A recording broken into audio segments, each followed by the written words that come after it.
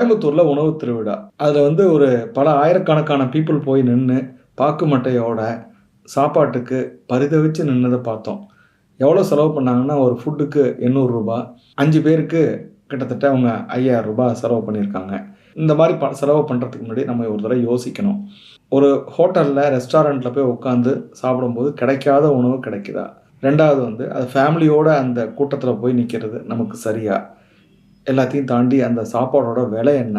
அந்த விலை கம்ஃபர்டபுளா இருக்கா? அப்ப இதுல வந்து நம்மளோட ஸ்டேட்டஸ், நம்மளோட ஃபேமிலியோட பீஸ் ஆஃப் மைண்ட் இதெல்லாம் பார்க்கலாம். அப்ப என்ன விலை குடுத்து எப்படி சாப்பிடுறோம் அப்படிங்கிறது முக்கியம்.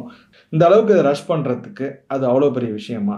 ஸோ அப்ப வந்து ஆப்பர்ச்சுனிட்டி காஸ்ட்ன்னு இதுதான் சொல்றோம். எத குடுத்து எத வாங்குறோம் அப்படிங்கிறது.